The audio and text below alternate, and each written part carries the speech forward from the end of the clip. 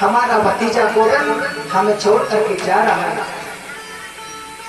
आ गई सामने, भगवान ने प्रणाम किया, कहने लगे बुआ अब हम जाना चाहते हैं। कुंती की आंखों से आंसू धारा बहने लगी, कहने लगी बेटा तुम्हारा तो ये बड़प्पन है कि जहां भी जाते हो किसी को बहन बनाते हो, किसी को बुआ बना देते हो। भगवान कहने लगे बुआ तुम आज जो कुछ भी मांगना चाहती हो मुझसे मांग सकती हो, क्योंकि तुमने जीवन में कभी सुख नहीं पाया। अरे बचपन में जब तुम्हारा जन्म हुआ था तो मथुरा में जन्म हुआ,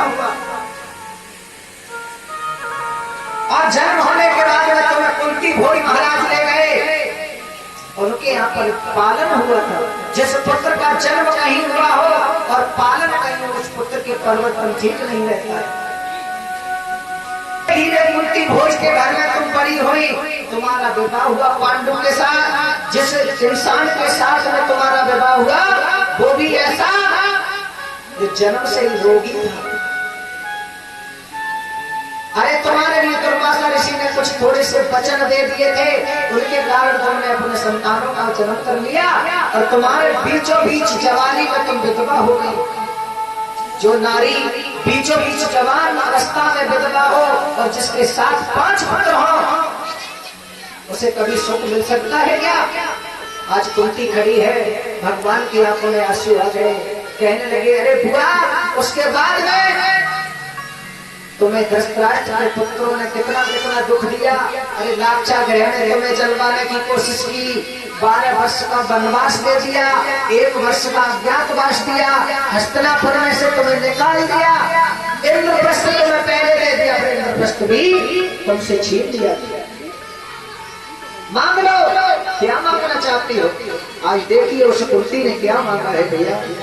हाथ जोड़ करके कहने लगी है केशव आप जाते हो चले जाओ, लेकिन एक चीज मुझे दे जाओ, संसार के जितने भी दुख हैं, जितने भी संसार में दुख हैं, वो मेरी झोली में डाल जाओ कन्हैया।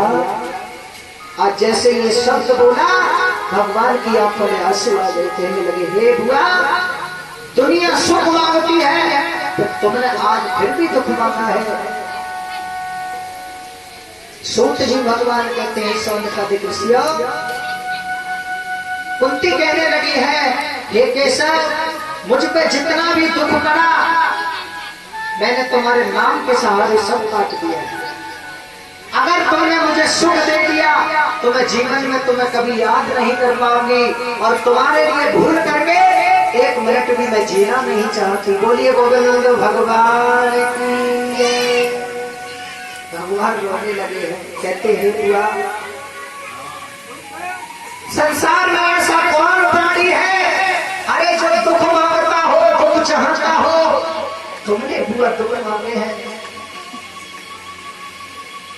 कहने लगी जाओ जाओ चले जाओ, पर याद रखना मैं तुम्हारे साथ दुखों के साथ मैं तुम्हारा नाम लेकर के जीवन काटूंगा। धर्मराज दुष्कर ने कहा हे अर्जुन आप जाओ, हमारे भगवान को हमारे केशव के लिए द्वारका तक पहुंचा करके आओ। अर्जुन साथ में चले जाते हैं। समय नजदीक आ चुका है, भगवान को लेकर के जैसे ही अर्जुन द्वारका में पहुंचे हैं, द्वारका वासियों ने गलियों को सुंदर सुंदर फूलों से सजाया है, भगवान का स्वागत किया। कुछ दिन अर्जुन वहां पर ठहरे हैं। केशव कहने लगे अर्जुन अब मेरा समय आ चुका है, मैं अपने परम धाम को जाऊंगा। जितनी भी यहाँ के जो बच्चे हैं, विधवा स्त्रियां हैं, जो धनवान है, इसे तुम हस्तिनापुर को ले जाओ, क्योंकि द्वारका जल में समाई। अर्जुन के साथ में जो विधवा स्त्री थी, बच्चे थे, उनको सबको भेज दिया हस्तिनापुर के लिए। याद रखना अर्जुन के लिए अहंकार हो चुका था कि मुझसे ज्यादा धनुधर और बलशाली धनुष चलाने वाला कोई नहीं है। आज वही भगवान ने क्या किया है भैया, उन गोपिया साथ में गोपियों को लेकर के जैसे ही भगवान के प्रिय सखा अर्जुन जैसे ही बलि में पहुंचे, भगवान ने भीलों का रूप धर लिया है।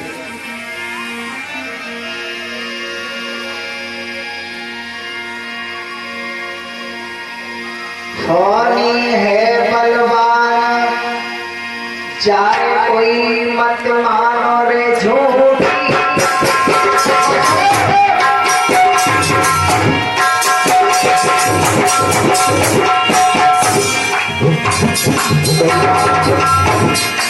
समय बड़ो बलवान, चाहे मत तुम मानो रे झूठी। और आज दुनिया के बीच का झीलन रे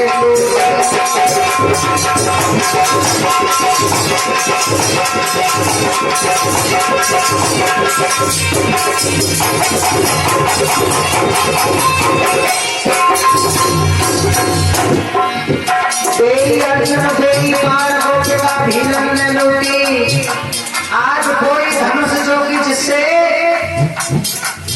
पूरा रण जीत लिया था,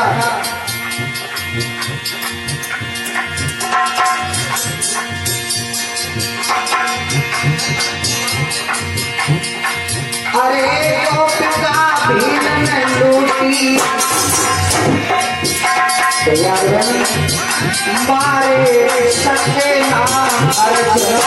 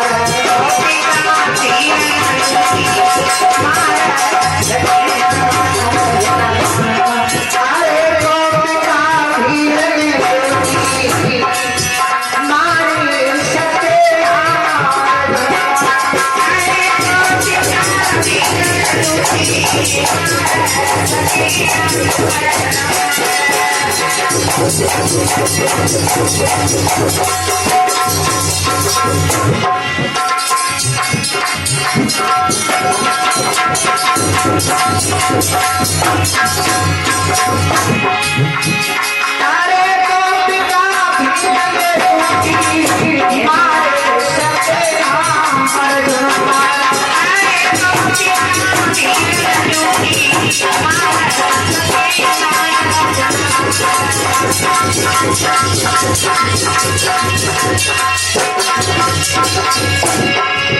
अर्जुन सोच रहे हैं अरे कन्हैया, आज मुझे पता चला है कि तुम्हारी बगैर इच्छा के कुछ नहीं होता है।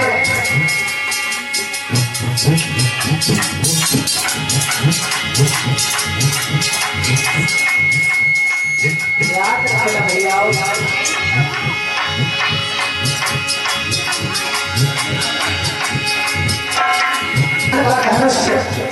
अर्जुन का धनुष नहीं उठता है, और जब बाण चलाता है तो बाण भी नहीं चलते हैं। गोपिकाओं को खड़े होकर के भीड़ रुक रहे हैं। अर्जुन समझ गए, अरे हरि हर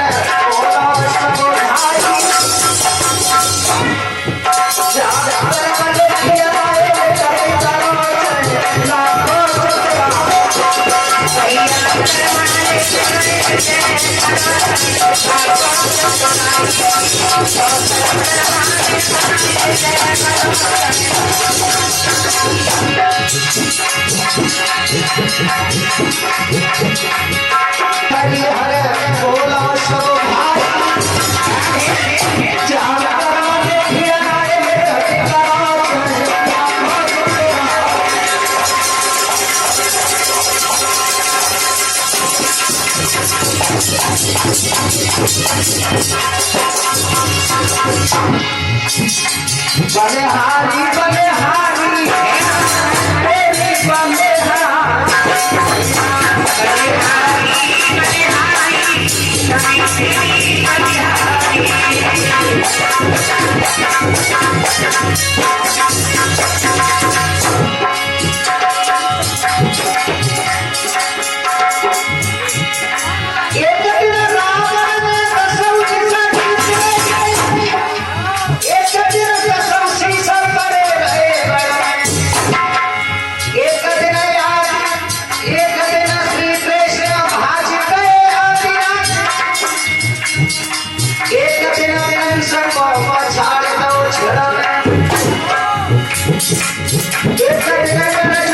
महाभारत जीत लो भैया जसवीर अरे एक दिन अर्जुन ने महाभारत जीत लो एक दिन बेटा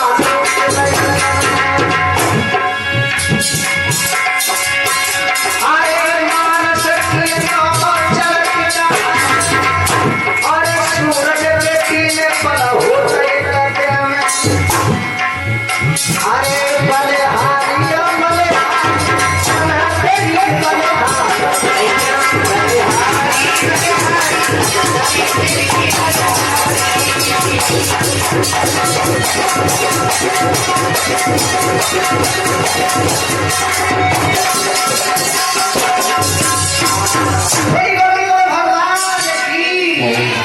लूट ले गोपियां भगवान की जब अर्जुन के बाण नहीं चले समझ गए कि सबका तो भगवान का ही था जिनके बल पर मैंने महाभारत को जीत लिया। आज वही धनुधर अर्जुन गोपिका को लटके हुए देख रहे हैं। अब तो रोते हुए हस्तिनापुर को चले जाते हैं, हस्तिनापुर को जा रहे हैं, कुत्ते ऊपर को मुंह करके रो रहे हैं। धर्मराज दुष्ट सोचने लगे कोई अनहोनी होने वाली है। जैसे ही अर्जुन पहुंचे हैं, अर्जुन की इतनी हिचकियां बदली, इतने रोए, उनके बाण कंठ से कोई जवाब नहीं आता है। धर्मराज के सामने जाकर के हाथ जोड़ करके खड़े हो जाते हैं। धर्मराज पूछने लगे अर्जुन क्या बात है? अरे तुम्हारा चेहरा कैसे उतरा हुआ है? तुमने किसी ब्राह्मण को दान नहीं दिया, किसी भूखे को तुमने भोजन नहीं कराया, अरे तुमने किसी से अपशब्द बोल दिए, बताओ ना भैया क्या बात है? काफी समय बाद अर्जुन को शांत होने के बाद जैसे ही अर्जुन ने कहा भैया हमारा कन्हैया, हमारा गोविंद इस संसार को छोड़ करके चला गया। जब ये शब्द सुना कुंती ने कहा हे कन्हैया तुम्हें जाना था तो मुझे ऐसे क्यों छोड़ के गए, मैं भी तुम्हारी साथ चलूंगी। ये शब्द सुनते ही कुंती ने अपने प्राणों को छोड़ दिया है। बोली गोविंद भगवान की। जब प्राण पखेरु उड़ जाते हैं, सूत जी महाराज कहते हैं स्वर्गपति कृष्ण आज पांचों पांडवों ने मन में विचार कर लिया कि जब हमारा कन्हैया ही नहीं है तो हम इस दुनिया में रह करके क्या करेंगे। हस्तिनापुर वासियों को बुला लिया और अपने पुत्र परीक्षित का राजा अभिषेक कर दिया, राजा बना दिया। द्रौपदी को साथ लेकर के धर्मराज दुष्ट चारों भाइयों को साथ लेकर के हिमालय पर्वत पर अपना शरीर गलाने के लिए चले जाते हैं।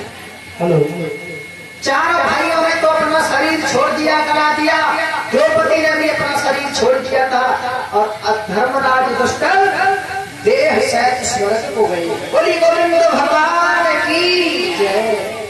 आज वो धर्मराज दुष्ट का वंशज परीक्षित राज को चला रहे हैं। इनके 4 पुत्र हुए हैं। बड़े पुत्र का नाम जन्मेजय है। एक दिन शिकार खेलने के लिए चले हैं, जंगल में जैसे ही पहुंचे हैं कलयुग का आगमन होने वाला था। ये धर्म सतयुग में 4 पैर थे, त्रेता में 3 रह गए, 1 पैर टूट गया। द्वापर में 2 पैर रह गए और कलयुग में आते ही आते 1 पैर रह गया है। धर्म 1 पैर पर खड़ा है। वो पैर कौन सा है? वो पैर है सत्य। आज धर्म 1 पैर से खड़ा है और पृथ्वी मां गाय का रूप बना करके सामने आ गई है और बैल का रूप धारण किए हुए धर्म खड़ी है। आपस में एक दूसरे से दोषों की बात कर रहे हैं। धर्म मैया से पूछ रहे हैं हे माँ तुम क्यों रो रही हो? अरे तुम्हारा संसार में तुम्हारे भगवान चले गए, तुम्हारे ऊपर पग रखने वाले चले गए, इसलिए तुम रधन करती हो। मेरे लिए देखो मैं 1 पैर से खड़ा हूं। परीक्षित महाराज जब उधर को घूमते हुए जा रहे थे उसी समय काले कपड़े पहने हुए काला क्रूप चांडाल हाथ में लाठी लेकर के सामने आ जाता है और उस गाय रूपी पृथ्वी मां को ललकारने लगा है। गाय डर के मारे कांप रही है, मनमूत्र करने जैसे ये सब नजारा देखा है, परीक्षित महाराज कहने लगे, अरे दुष्ट कौन है? तो धर्मराज दुष्टन के वंश में, धर्मराज दुष्टन के राज्य में ये सोचता है कि राजा नहीं है, और वो भी मेरे क्षेत्र में मेरी गौ माँ के लिए सताता है, खड़ा हो जा। जब ये शब्द सुना है, पृथ्वी माँ कहने लगी है, कौन है आज मेरी लाज बचाने आए?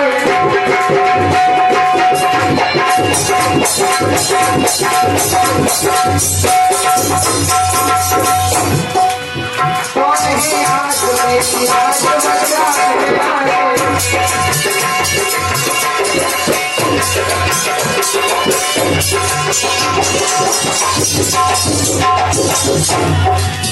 कौन है आज मेरी लाज बचाने आए? हमारी लाज बचाने आए। धर्म के नाम पर, धर्म के नाम पर बलिदान चढ़ाने आए। धर्म के नाम पर बलिदान चढ़ाने आए। कौन है आज मेरी लाज बचाने आए?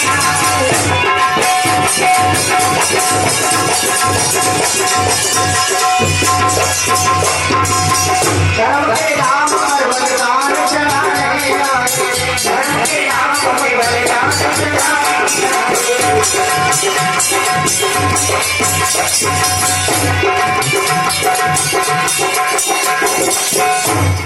हरि गोविंद भगवान पहुंच गए पास में। अब धर्म कहने लगे, ये कुछ नहीं पता, हमें किसी ने नहीं सताया, शायद हमारे कर्म का ही कोई फल है, ये हमें दुख भोगने को मिलता है। उन्होंने नहीं बताया, क्योंकि कलियुग का नाम लेते तो उन पर पाप लग जाता। आगे बढ़कर के कलियुग के पास में पहुंच गए, कहने लगे, तुम कौन हो? मैं तुम्हें जान से मार दूंगा। कलियुग समझ गया कि अगर चाल नहीं चली तो हमारे लिए परीक्षित महाराज जान से मार देंगे। कहने लगे, प्रभु महाराज मैं हूँ कलियुग, हम चार भाई थे, सतयुग, त्रेता, द्वापर, चौथे नंबर पर हम कलियुग आए हैं, हमें राज्य करना है। तीन भाई राज्य करके चले गए, हमें ऐसी जगह दे दो जहाँ रह करके मैं राज्य चला सकूं। परीक्षित कहने लगे, मेरे राज्य से दूर चले जाओ, मेरे राज्य में नजर बताना, मैं तुम्हें जान से मार दूंगा। कलियुग कहने लगा, प्रभु जहाँ से दिन निकलता है, जहाँ तक रात्रि होती है, तहाँ तक तुम्हारा राज्य है, हम कहाँ रहे, हमें कुछ जगह दे दो। तो परीक्षित महाराज को दया आ गई, क्योंकि अगर दुश्मन भी सामने आकर के शरण ले ले तो उसे दंड नहीं देना चाहिए। परीक्षित महाराज कहने लगे, ठीक है, अगर तुम हमारी शरण में आ चुके हो तो हम तुम्हें जगह बताते हैं। कलियुग के लिए जगह बताई है परीक्षित महाराज ने कि तुम वहां रहो जहां पर शराब पी जाती हो, तुम जहां रहो जहां पर जुआ खेला जाता हो, और तुम वहां रहो जहां वैश्य